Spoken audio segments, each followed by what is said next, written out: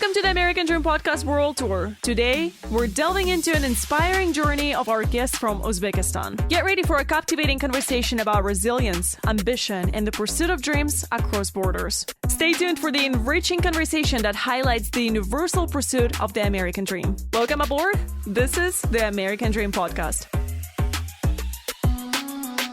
I'm here in the studio with a very special guest, Afruzbek Numonov. Welcome to the show. Thank you very much. So you are originally from Uzbekistan. Can you share a bit about your background and journey in that country to the United States? Let's start from that. I was born in Uzbekistan and I lived there for 18 years. And when I was 18, I moved to Latvia to study. Mm-hmm. And I've been there for 2 years. And I moved to USA in 2023. Oh, so just last year? Yeah. Wow, you're a new immigrant. I'm not an immigrant. I'm non-immigrant. I'm just a student here. Oh, you just go to school here, so you have a student visa. Yeah. Okay, interesting. Are you planning to stay in America? I'm not sure yet. You're not sure yet, but how do you like it here? I feel like 90% of people that I've met are asking that to me all the time, and I'm tired of this question, but I'm still curious to know if you like it here or not. So I'm gonna say in a word, I like it or I don't like it. But I have to make clear like an hour, and I still don't know if I like it or not. So what motivated you or inspired you to come to America for education? So, in history, if you know Islamic Golden Age, there was a time that Baghdad was a wisdom house. So as for me, in this century, America is a wisdom of house. This is a place I came to study. I want to be the man I want to be in my field. And I guess this is a country like I can find the things I'm searching for. Mm-hmm. What are you studying? Actually, it's computer science. Basically, my minor is cybersecurity. Okay. How did you adapt to the new culture when you just moved here or when you just started your school year here? I didn't notice so much difference between Europe and USA. Mm-hmm. So the first time I moved to Latvia, it was a big culture shock. But when I came here, it wasn't like a big deal for me. Is there anything that surprised you in American culture at all? The culture of dressing. I've never seen a guy or a girl went to a school with pajamas, That was a shock to me too. Yeah. Slippers and pajamas. Yes, I saw that too. And it was very strange to me. I thought, especially like in Russian culture, there was this huge stereotype and a saying too, that a Russian woman would never take out the trash without makeup and heels on. Oh, yeah. So to me, with that mindset, I came to America and I always had, my hair done, my makeup done, all of that. I had to make sure my clothes and my outfits are prepared. I'm all clean and nice. And then I came to high school and everyone was in hoodies and sweatpants and more of a relaxed style. So to me, it was a culture shock too. Yeah. I was also raised in a culture that you have to dress your uniforms like wherever you go, you have to dress like according to the situation, like if you go to the school, dress accordingly. Yeah, because it's also a sign of respect. Yeah. Respect to teachers, respect to the school itself, and to yourself too. Of course. So what were some of the biggest challenges that you have faced when you started your school year here in the US?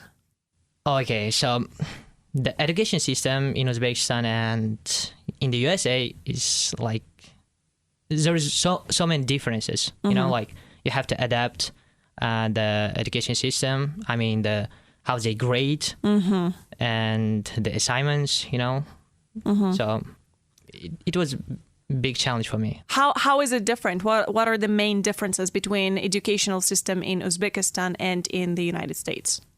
So the grading system is different, first of all. And secondly, for example, if you choose a major in Uzbekistan, you have to study the things with other students in your major. But here, you can choose whatever you want to study. So that's the difference, I guess. What about the grading system? Is it numbers instead of letters? Yeah, and actually in Uzbekistan, the grading system is up to 5, not 4. So can you share a little bit about your personal triumphs or accomplishments that you felt that represent your pursuit of the American dream? And do you even have an American dream? As I told you about, like, it's not American dream. It's just a dream. Like, I want to be a person who is a major person. I mean, computer science and cybersecurity. And America is a place where I can do my best and study from the best teachers here. So yeah, I don't know if it's American dream or not. It's just a dream for you. Yes. So how is that educational path has helped you to shape your experience in this country? Actually, I cannot tell you right now because I haven't experienced any work. I don't have any work experience, so I cannot tell the exact answer for this, but I'm still preparing for it. So yeah. Was there anything specifically that you had in your mind when you were choosing that educational path here in the US? Actually, I have a goal. You know, like I guess you need to have a goal to live. You know, so my goal is to help the community to. Save from cyber frauds, kind of like this, cyber attacks. So in the past, they used to fight in wars, but in this century, the war is informational wars. So I want to be a warrior in this system. That is a very pretty saying. I feel like that should be a quote. Oh, yeah? So how has your sense of identity evolved since you moved to the United States? I guess whenever you move to another country, you have to be yourself. I mean, self-accountability, time management, money management. I guess America improved my self-esteem and self-accountability too. Did America change you at all so far? I don't know, actually. Unconsciously, might be, but I don't think it changed a whole of mine. But something changed still. Yeah. I mean, you are watching and you're experiencing so many things, and if you like it, if you don't, like, intentionally or unintentionally, it changes. What has changed? The way of my thinking about life, I guess. Oh, that's very deep. I really love philosophy, you know? Yeah, I can tell. I can tell. You told me like 5 quotes already that I want to write down and pass on to my grandkids. Thank you. So what about your mind that has changed? I'm very curious. So, you know, in Uzbekistan, we think as a community, like, you have to, live in one situation. Like, you don't experience much of the other cultures. So if you move around the world, you have to experience the other cultures, what the other people think, and the way they think about the world, and you have to adapt it. You should be open-minded, I guess. And you have become open-minded, it sounds like. Yep. Yeah. But yeah, I'm a bit conservative, but still, yeah. Open-minded when it comes to diversity in cultures? And also, not only the cultures, but their ideas too. In backgrounds. Yeah. Okay, so let's talk a little bit about community and connections here locally. You said you're in school right now, so you are surrounded by American people 24/7, basically, because you're constantly studying, you're constantly making friends probably and acquaintances in school. So have you found or established a supportive community in the US that has helped you and your journey yet? I really love living by myself, you know, and also in my community. So I live in an apartment with 2 other guys from Uzbekistan. How did you meet them? There was a guy I knew like 2 years ago, and he used to study here for 2 years. And when I was in Latvia, I heard him like talking about studying in the US, because when I was in Latvia, I wasn't satisfied with their education system. So, Oh, why? like it looks like Uzbekistan. Mm. So, Latvia was also in Soviet Union and Uzbekistan too. Mm-hmm.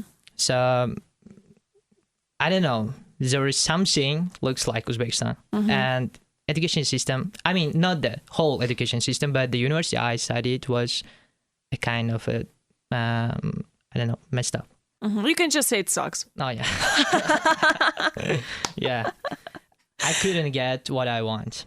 So that's it. How do you maintain, if you maintain connections with your family in Uzbekistan, how do you do it? Do you have a big family left there? I have a sister and parents and my granny. And that's it. We don't have a like big family. We're just 2 children. And she's married. And now my parents and my granny lives together. So, and you are only 20 years old, is that correct? Yeah, I am. And you're here in this country all by yourself, and you're not scared of being by yourself. It seems like you're pretty comfortable with just being independent on your own. How does your family feel about that?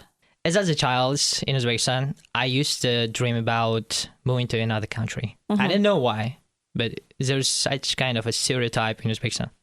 I still don't know. So, I dreamed about studying USA, the USA, but the exact university, which is Harvard.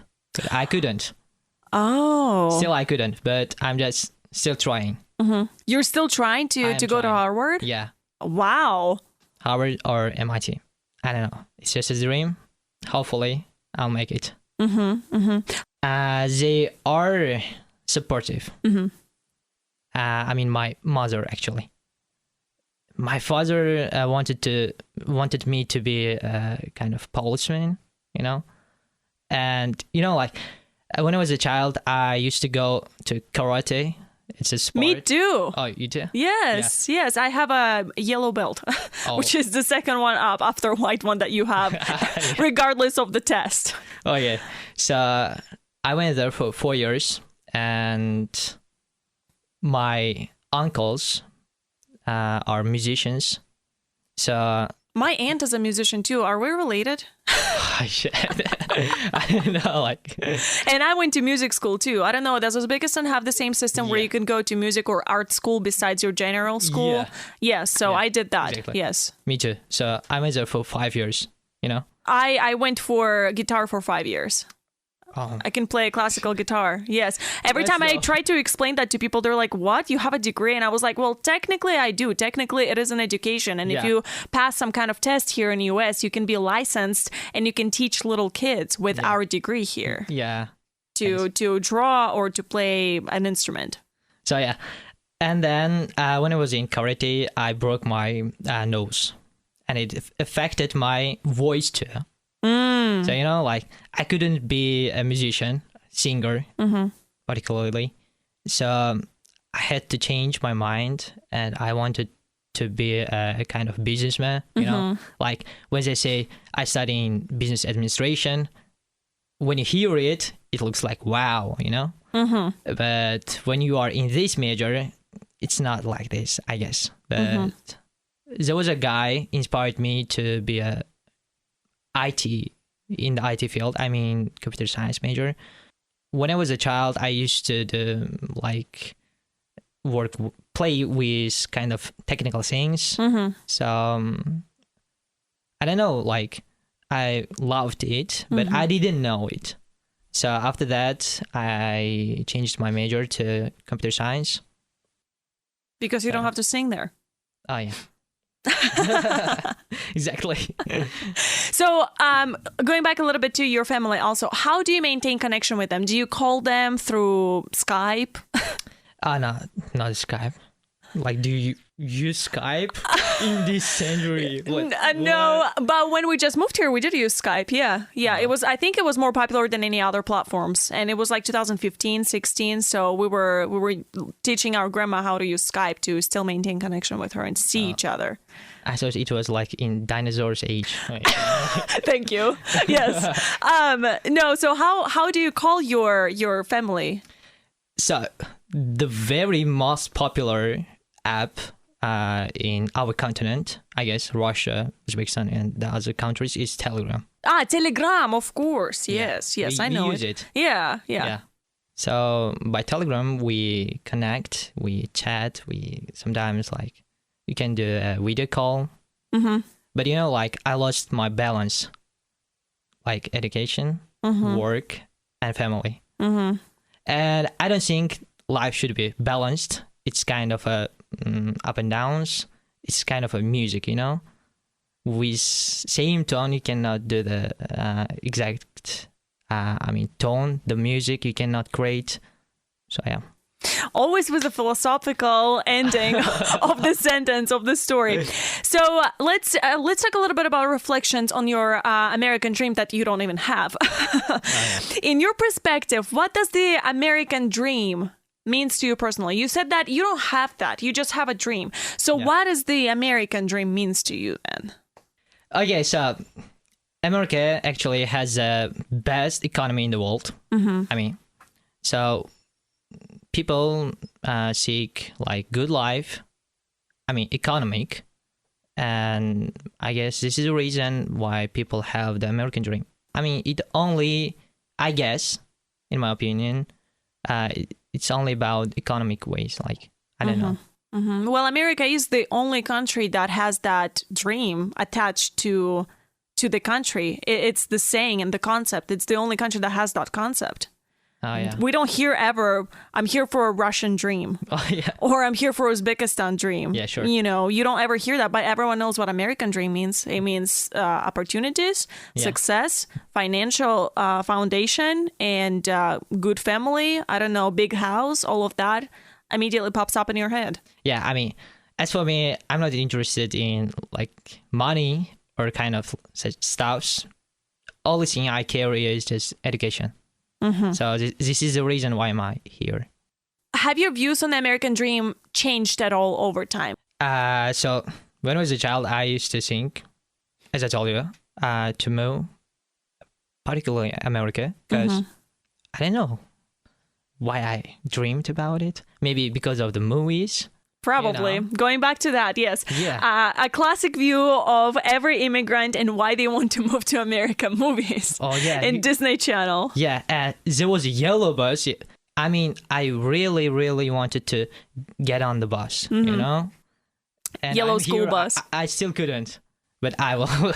It's a dream, You can drive one. Oh, yeah? Yes. You can apply. I feel like they're always looking for drivers. As an international student, I cannot apply. Now that I know you're a very philosophical person, maybe you can give an advice to other people from Uzbekistan who are aspiring the American dream and want to move here. What would you advise to them? So the first thing they have to adapt is being open-minded. Mm-hmm. That's the only thing. The other things will came along with this. Like you can do it. Come here, experience the difficulties. This is the thing that makes you a person. So would you recommend other people from Uzbekistan to come to America? Yeah, of course. Come here, join. So are there any lessons from your journey personally that you have learned so far in this past year? The only thing I can tell is come to America with a bunch of money. It would make things easier, yes. Oh, yeah. The shocking was in America, actually in some states, the transportation is a problem. So if you don't have a car, like it's a big problem for you. The buses, yeah, but you have to wait an hour to get on them. Mm-hmm. Yeah, that's true. Transportation was a huge difference between Russia and America for me also because nobody in my family in Russia really have driver's license, only my uncle. And he's the only person who has a car too. So throughout my 16 years that I've lived in Russia, we would always walk places or take taxi if we're feeling rich, or bus. Bus was the number one transportation choice for us. So when I moved here and I was like, I have to get driver's license at the age of 16 to drive myself places. What is this? And then my mom was also kind of scared of that too, because she moved here at the age of 40, which is a different mindset of a person too. And she never, ever tried driving a car in Russia. And she knows how bad of a traffic there is too. And all these, accidents that she has seen throughout her life there. And she was very scared to drive here in the US also. And to, learn something at the age of 40 is different than to learn something at the age of 16. So I'm on the same page with you on that also. So let's talk a little bit about cultural contributions. In what way do you contribute to and celebrate Uzbek culture here in the US? I mean, at school, in university, we have, not official community, but as I told you, we have some Uzbek students, and we try to represent our country by doing such national foods and representing our national clothes kind of stuff. Do you still celebrate the holidays the way you did in Uzbekistan here? Actually, I'm not here for a long time, but I guess in bigger cities there are so many like Uzbek diaspora, I'd say, and they still celebrate our national holidays. And in March 21st, we have a holiday which is called National New Year. So we celebrate it, and I hope we will do it. Here in a couple of weeks? Yeah. Yes. Yeah, but in 21st of March, it's going to be Ramadan. So I guess so. Oh, that's right. Yes. So, do you still support that here? Oh, yeah, of course. Ramadan is not a cultural thing, it's a religion thing. So how big is the diaspora, Uzbek diaspora here in the US? United States is a very big country. But here in Missouri, I don't know, the other cities, we have so many Uzbeks, but in Springfield, we don't have it. So also the Muslims are not you cannot find more Muslims here. So, you have to find and you have to eat the halal food, It's a big deal here. That's why I was asking, because there is the richness of food here and the different kinds that you have. It's just overwhelming. That's why I was curious if it's hard for you to follow your religion still here while the country doesn't follow it as a country, like in Uzbekistan. Actually, we bring the meat from St. Louis or sometimes Chicago. Oh, wow. Yeah. Once a month, we go there and we just bring a bunch of meat. You go with your roommates? Yeah. Wow. Awesome. A little road trip. So have you encountered any misconceptions about Uzbekistan? Is there any stereotypes that you have faced so far that maybe an American person said to you? Actually, I haven't met a person who knows Uzbekistan, so I don't say it's a misconception because there's no conception. So that's true. Yeah. Uzbekistan is not Pakistan, it's Uzbekistan in Middle Asia. Yes. Surrounded by Kazakhstan, Kyrgyzstan, Afghanistan. And there's no ocean. There's no kind of big lakes. Very continental. Yes, it's in the middle of the continent. Yeah. Yes. So the biggest misconception for you that Americans have kind of shown you was not knowing where Uzbekistan is. Sure. Yeah. Yes.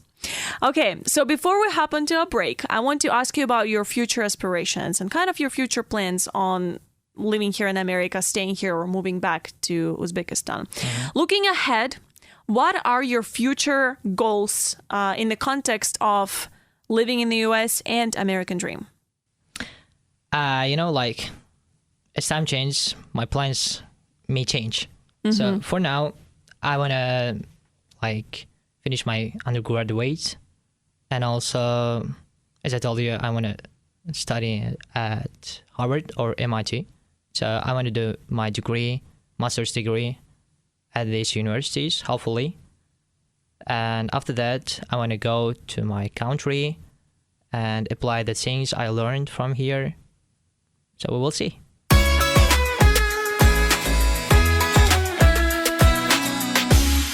Welcome back. You're listening to the American Dream podcast, and I'm here in the studio with a very special guest from Uzbekistan, Afruz Numonov. Yep. Welcome. Thank you. Welcome to the show. Also, thank you so much for visiting me today. This season of the American Dream podcast, we are taking imaginary trips to the country that our guest is from, which in this case, we're taking an imaginary trip to Uzbekistan. So this half of the podcast will be dedicated to us traveling there and your recommendations on where to go, where not to go in Uzbekistan, best way of transportation, where to eat, holidays, events, and more. So let's start with a brief overview of what, in your opinion, makes Uzbekistan a unique and interesting travel destination.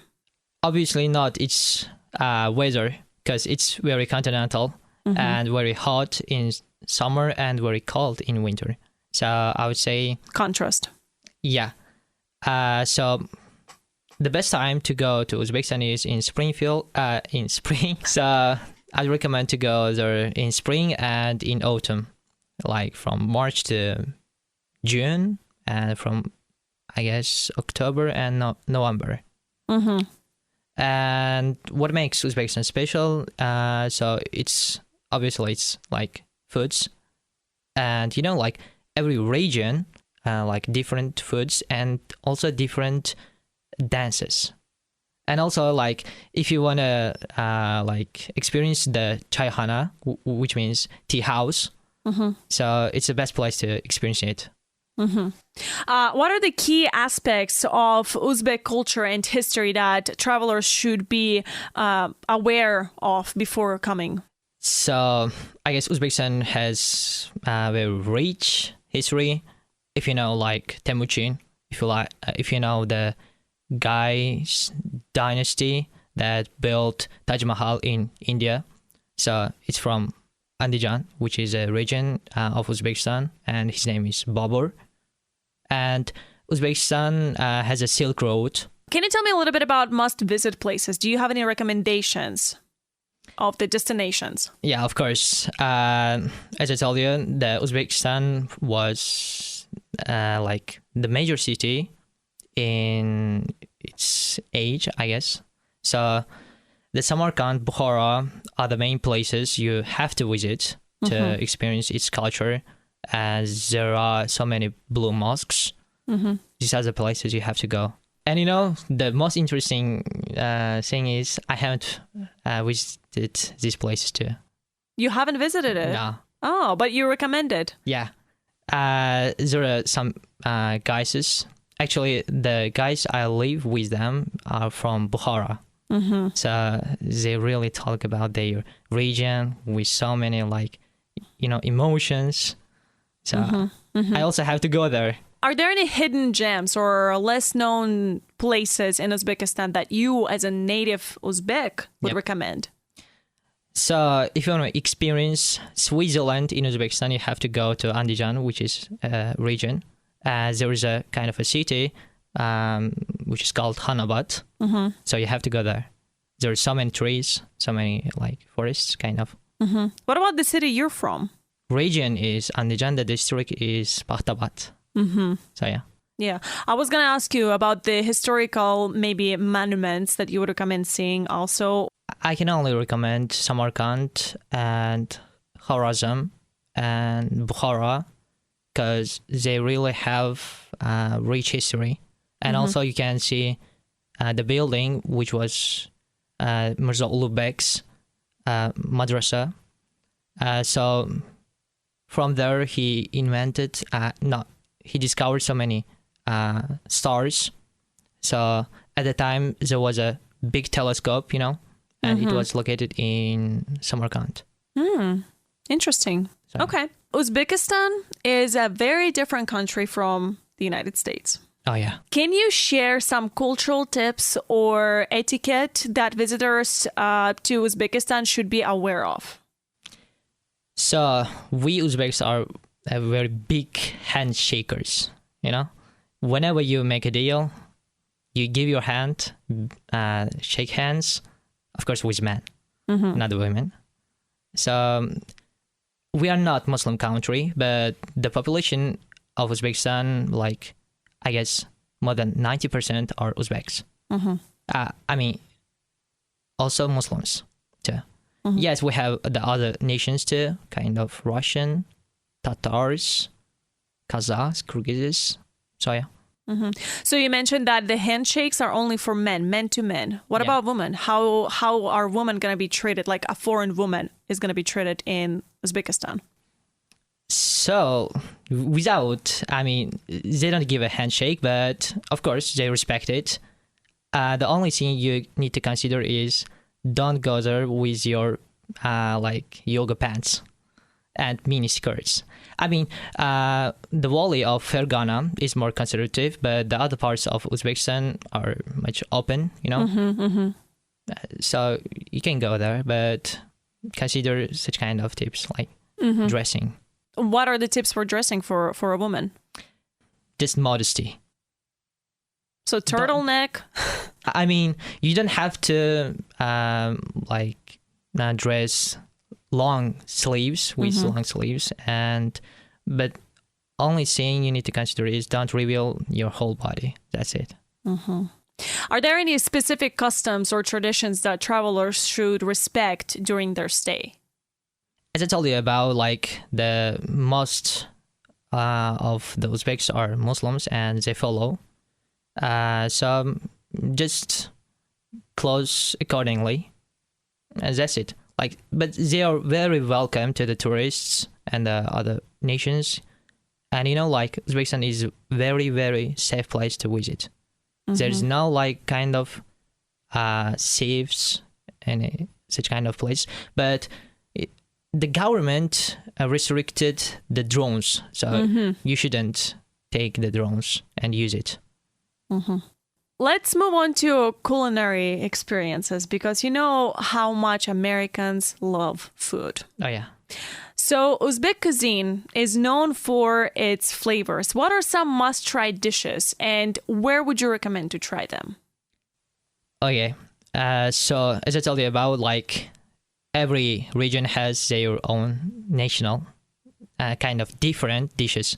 So as for me, like, as an Andijan boy, like, it's my region. So Andijan is very popular for its plov. Plov. Yeah. Plov is delicious. Yeah. And if you move to like Samarkand or Bukhara, they are also like famous for plov, but also you can try the other beef kind of, you know, shashlik. Shashlik, of course. Yes. And Tashkent, which is the capital of Uzbekistan, is known for its bread. And if you also move to Jizakh, it's also kind of a tourist place. They are famous for its like samsa. I'm getting hungry talking about this. I know plov. My grandma's sister actually lived in Tashkent for most of her life. Oh, yeah. And I remember every time she would visit us, she would make plov for us, and it would never taste the same. I love my grandma's cooking always, but it would never taste the same as the plov that my grandma's sister from Tashkent would cook for us. Yeah. So special. The spice is delicious. And in America, you need to try the plov with basmati rice. So it will be great. Are there any local food markets or cafes that provide an authentic culinary experience? I would recommend the bazaars if you're a vegetarian, or, I mean, what kind of person are you? You have to visit bazaars. They are the places you can purchase so many things and make deals. So it's not like a supermarket, but there are people stand there and you make a deal. Yes, so explain to a little experience bit about the making deal, because it's not a thing here in America. Like, you don't go to the store and start arguing about the price. Yeah, sure. So explain a little bit about that. Yeah. At first, like, there's a kind of set prices. The prices are set. But if you are nice to them, and you can make a deal for a bit, like, less expensive prices. How do you make deals? Mention that too. You need to, like, become their friend a little bit, or for a woman you can wink.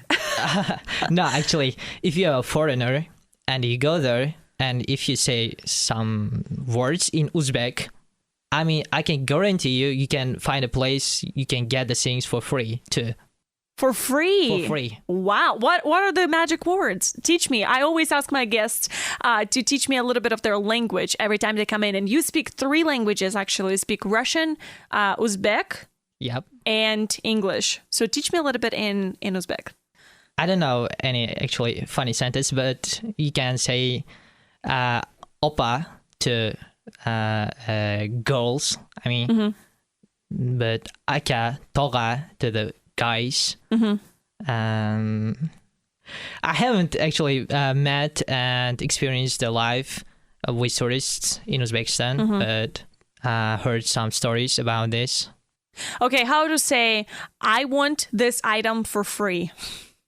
Shu narsani tekinga berasizmi? Okay, let me repeat that. Shuna sana Tekinga tekinga berasizmi? perasizma. Yeah, cool. Shuna sana tekingma perasizma. Tekinga Tekinga berasizmi? perasizma. Yeah, cool. How is my accent in Uzbek? Does it sound weird to hear me say not that? actually. No? You're doing good. Oh, perfect. Well, awesome. I'm ready to go to Uzbekistan now. Okay, so what about transportation? What advice would you give to travelers regarding what transport to choose in Uzbekistan?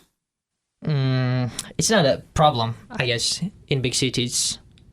Actually, the foreigners, I mean, the travelers go to big cities. So when you go there and take off the plane, you can get some taxi, you know? Taxis? Yeah. Yeah. And also there are a bunch of buses when you go there. So it's not a big deal. The public transportation is okay to take. It's safe? Yeah, very safe. Okay. Are there any specific modes of transportation that you recommend that offer unique experience? So if a traveler wants to experience more of a culture. As I told you about, like, there's a Silk Road in Uzbekistan. So if you want to experience the cities located in Silk Road, you have to get the tickets for fast trains. So they are always full. You have to pre-order. So from Fergana Valley to Samarkand, Bukhara, Tashkent, there are always fast trains you have to experience. So would the fast train work if somebody wants to explore the entire country, or is it better to do by car? I mean, you can do by car because Uzbekistan is not a big country like America. But I'd recommend the trains because they're cozy. And, like, very comfortable. So going back to the language and communication, how important is the knowledge of the local language for travelers in Uzbekistan? Is it important to know a little bit of Uzbek, or is the country, most people in the country speak English? I told you, like, if you know some Uzbek words, you can get some things for free too. It's obvious. But if you know some Russian, you can, like, do well too. Because it was also in the Soviet Union, so many people know Russian language. So, what about English? English is getting popular among the younger generation, but the older ones don't know, actually. They know some words, but yeah. Are there any common phrases or expressions that visitors might find useful to learn? Yeah, like, we always greet with saying Assalamu alaikum. Assalamu alaikum. Yeah. Assalamu alaikum. Salam alaikum. Assalamu alaikum. Yeah. Okay. Yaxshimisiz, which means, how are you? Yaxshimisiz? Yaxshimisiz. Yaxshimisiz. Yeah. What does opa mean? What? You mentioned a little bit earlier, you said opa. Opa means sister. Opa, assalamu alaikum. Yeah. Let's talk about the events and festivals. Are there any events or cultural festivals that you would recommend to travelers for the experience? Oh, yeah. You have to go Uzbekistan in March. So there's a holiday, like National New Year's, which is on 21st of March.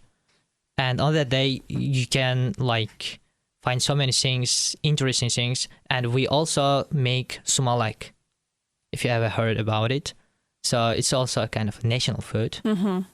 It takes a long time, but you need to like taste it. You have to like. It's very delicious. And also in every regions, there will be so many kind of holidays, kind of. They dance. How can visitors best immerse themselves in the local cultural scene? I mean, you cannot do it. Why? But you need to go there with your guide. Of course, you don't know the language because so many people doesn't know the foreign language. So you need to go there with your guide. But, like whenever we see the people from other countries, you will get so many smiles. Just they're very welcome. So Uzbek people love foreigners and love travelers. Yeah. Do you have any recommendations for unique or culturally immersive places to stay? There are some places in Surkhandarya. It's kind of a region. It's also there are so many like kind of mountains, and you have to go there to experience the nature. And also there are so many like chayhanas. I mean, you have to experience it. You can find some teas, like so many different teas. You can find it. What about safety in Uzbekistan? How safe is this country? I've never heard a person robbed or thieved. So Uzbekistan is very, very safe place if you want to go there. And also, I heard some bureaucratic things with documentations, but like since 2021, it's not a big deal. You can do it. There are not so many documentations, but Uzbekistan very, very safe place. Is there any regions at all that a traveler should avoid? No. Not a single place? Not a single place. Awesome. Even if it's a female traveling by herself or a male traveling by himself? I mean, if a female travels, just dress modestly. That's it. It's a safe place. So if you don't dress like this, I mean, modesty, you may get some awkward watchings. Encounters. Yeah, kind of like this. It's just a respectful thing, it sounds like. If you want to travel there, respect the country and dress appropriately. Yeah, sure. So speaking of the dresses, are there specific clothing consideration based on cultural or climatic factors that you would recommend?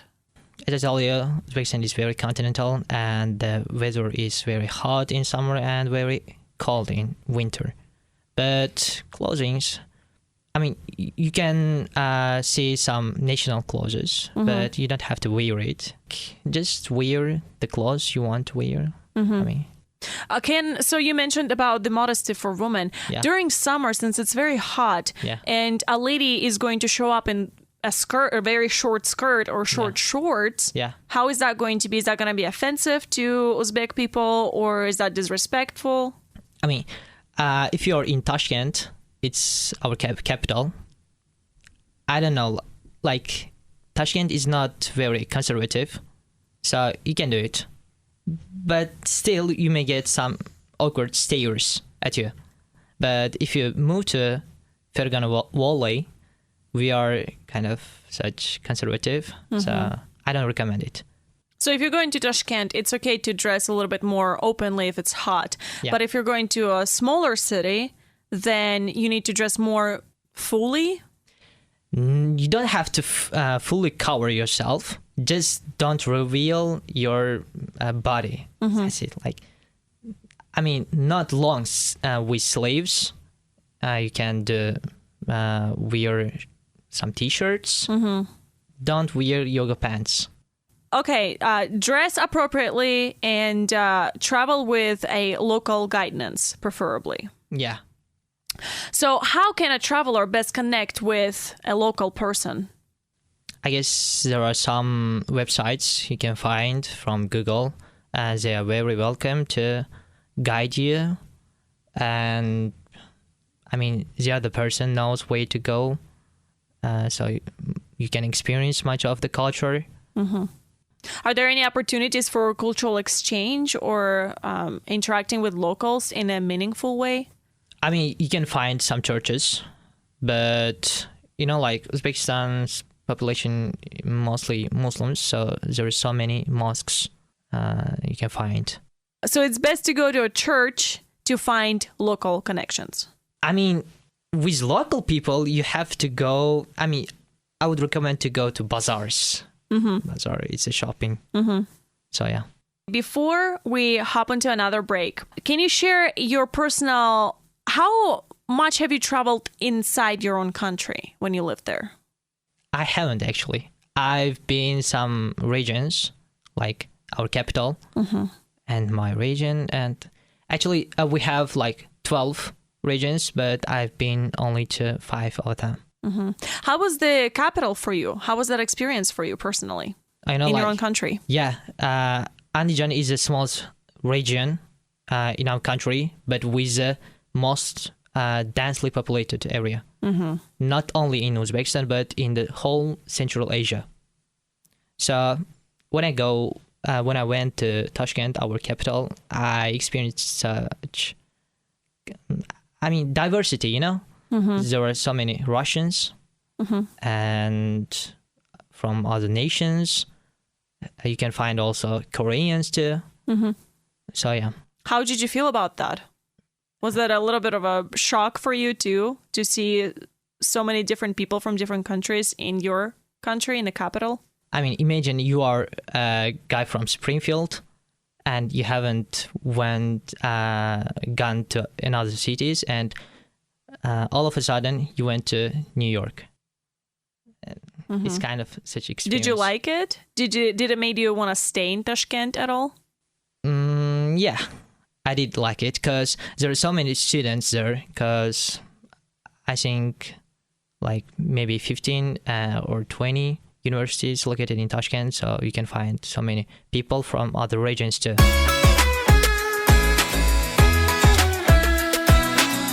Welcome back. You're listening to the American Dream podcast, and I'm here in the studio with Uzbek Afruz Numonov. Every immigrant that moves to this country brings big luggages with them, but you're not an immigrant. You're here with a student visa.